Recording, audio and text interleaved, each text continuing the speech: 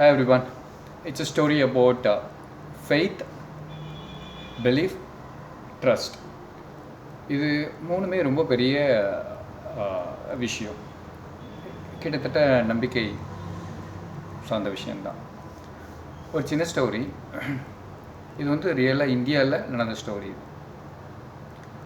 ஒரு famous neuro doctor இருக்கார், very famous, well known, world wide well known டாக்டர்னு வச்சுக்கோங்க. டாக்டர் பிரசாத்னு ஒருத்தர் இருக்கார். அவர் வந்து மும்பையில் இருக்கார். அவரோட சர்வீஸை பாராட்டி அவருக்கு வந்து ஒரு ஃபெலிசிட்டேஷன் செரிமனி நடத்துது. எங்கே நடத்துகிறாங்க அப்படின்னா, ஒரு கல்கட்டாவில் இது ஒரு பெரிய கான்ஃபரன்ஸ், இந்த வேர்ல்டு வைட் கான்ஃபரன்ஸ், அந்த நியூரோ சர்ஜன்ஸ் கான்ஃபரன்ஸ் நடக்குது. அதில் ஃபெலிசிட்டேட் பண்ணுறதுக்கு இவரை இன்வைட் பண்ணுறாங்க. That is happening on Calcutta. From Mumbai to Calcutta is suppose to travel. ஒரு ஃபைன் ஆஃப்டர்நூன் ஆஃப்டர் லஞ்ச் வந்து is planning to very next day வந்து அந்த செமினார் நடக்குது, அந்த செரிமனி நடக்குதுன்னு வச்சுக்கோங்களேன். மும்பைலேருந்து ஒரு ஃப்ளைட் பிடிக்கிறாரு. Is suppose to reach Calcutta in a short span. இது என்ன பியூட்டி அப்படின்னா, ஆல் ஆஃப் ஏ சடன் வந்து சம் டெக்னிக்கல் ப்ராப்ளம் ஏதோ நடக்குது. அந்த டெக்னிக்கல் எரர்னால அவங்களால வந்து கல்கட்டாவில் வந்து அந்த பர்டிகுலர் ஃப்ளைட்டை வந்து லேண்ட் பண்ண முடியல. ஜம்ஷெட்பூர் ஏர்போர்ட்டில் கொண்டு போய் லேண்ட் பண்ணிடுறாங்க.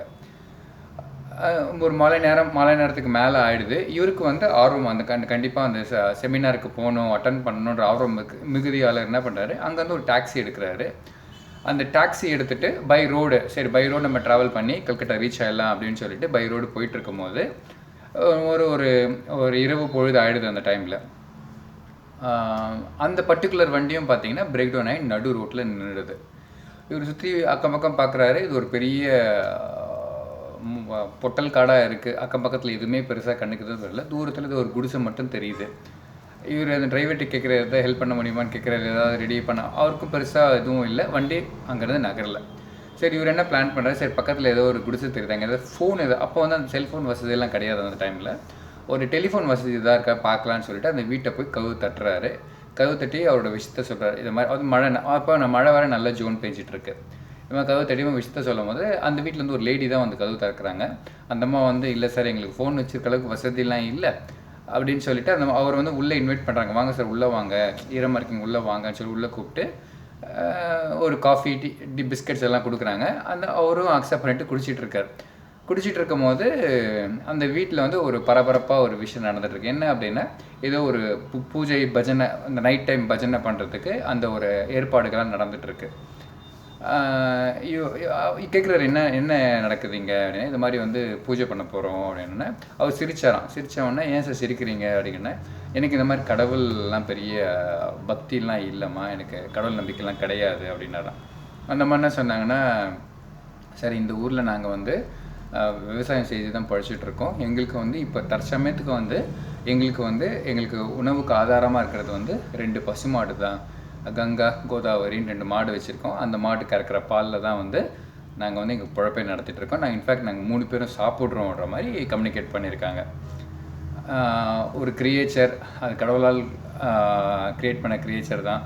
அது பில்லை சாப்பிட்டுட்டு அது பாலை கொடுக்குது. பாலை நாங்கள் விற்று இதெல்லாம் வந்து இது கடவுள்னால தானே சாத்தியம் அப்படின்னு அவர் பெருசாக ரியாக்ட் பண்ணலையா. அதுக்கப்புறம் வந்து சொல்கிறேன், இந்த மழை பெய்யுது யாருனால பெய்யுது, கடவுள்னால தான் பெய்யுது அப்படின்னு சொல்லிட்டு அதையும் சொல்கிறாரு. அவர் பெருசாக ரியாக்ட் பண்ணாமல் மனசில் நினச்சிக்கிட்டாரன், இது என்ன ஒரு சயின்ஸ், லா ஆஃப் ஃபிசிக்ஸு, இது ஒரு நேச்சர், இது கூட இவங்க பெருசாக அப்படின்னு சொல்லிட்டு ஃப்ரீயாக விட்டுறாரு. அப்படியே பார்த்துட்டு இருக்கும்போது தான் ஒரு 10-12 வயசு பையன் வந்து ஒரு நடுவில் உட்காந்துட்டு இருக்கானா. அவன் வந்து அவனோட பிஹேவியர் வந்து கொஞ்சம் அப்நார்மலாக இருக்குது, கொஞ்சம் வேறு மாதிரி இருக்குது. அவர் பேசிகிட்டே இருக்கும்போது கேட்குறாரு, ஏன் அந்த பையன் இந்த மாதிரி பிஹேவ் பண்ணுறான், என்ன ஆச்சு அப்படின்னா. இல்லை சார், அவருக்கு உடம்பு சரியில்லை. அப்போ வந்து அந்த டைமில் வந்து அந்த பையனோட அப்பா, சரி அந்த கதவு திறந்தாங்களா, அந்த அம்மாவோட ஹஸ்பண்ட் வந்து பக்கத்தில் உட்காந்துருக்கும்போது சொல்கிறேன், இவங்க எங்கள் பையன்தான், இவருக்கு வந்து இது மாதிரி வந்து பிரெயினில் ஏதோ ப்ராப்ளம் இருக்குது. நிறைய டெக்னிக்கல் டேர்ம்ஸ் சொன்னாங்க, எங்களுக்கு எதுவும் புரியல. ஆனால் என்ன பியூட்டி அப்படின்னா, இதை வந்து தீர்வு காண முடியும். எப்படி அப்படின்னா, மும்பையில் வந்து ஒரு டாக்டர் ஒருத்தர் இருக்கார். அவர் தான் வந்து இந்த சர்ஜரியை வந்து நல்லா பண்ணக்கூடிய ஆள். நீங்கள் அவரை போய் பார்த்தீங்க அப்படின்னா உங்களுக்கு வந்து இந்த தீர்வு கிடைக்கும் அப்படின்னு சொன்னாங்களா. நான் என் ஒய்ஃப் கிட்ட சொன்னேன், நம்ம வந்து மும்பையில் போய் ட்ரீட்மெண்ட் பண்ணுற அளவுக்குலாம் நம்மக்கிட்ட வசதி இல்லை அப்படின்னு சொல்லிட்டு நான் ஒய்ஃப் கிட்ட சொல்கிறேன். என் ஒய்ஃப் என்ன சொல்லிட்டான், சரி நம்ம ரொம்பலாம் யோசிக்க வேண்டாம், இந்த விஷயத்த வந்து நம்ம கடவுள்கிட்ட கொடுத்துடலாம் அப்படின்னு சொல்லிட்டு தான் நாங்கள் பூஜை புனஸ்காரம்லாம் பண்ணிகிட்ருக்கோம். எங்கள் வேலையை நாங்கள் பார்த்துக்கிட்டு அவரோட பாதத்தில் இதை நாங்கள் வச்சுட்டோம். எங்களோட குறைய எங்களோட தேவையை வந்து அவர் பாதத்தில் வச்சுட்டு நாங்கள் பாட்டு ப்ரொசீட் பண்ணிகிட்ருக்கோம் அப்படின்னு சொல்லிட்டு அவர்கிட்ட திருப்பி சொல்கிறாராம். அந்த டாக்டர் பேர் வந்து டாக்டர் பிரசாத் அப்படின்னு சொல்கிறாராம். ஜஸ்ட் இமேஜின், மும்பைலேருந்து ஒரு ஃப்ளைட்டு கிளம்புது கல்கட்டா போகிறதுக்கு. நடுவில் டெக்னிக்கல் ப்ராப்ளம்னால ஜம்ஷெட்பூர் போய் நிற்கிது. ஜம்ஷெட்பூர்லேருந்து பை கார் அந்த டாக்டர் வராரு. அந்த டாக்டர் வந்து இந்த வீடை கதவு தட்டுறாரு.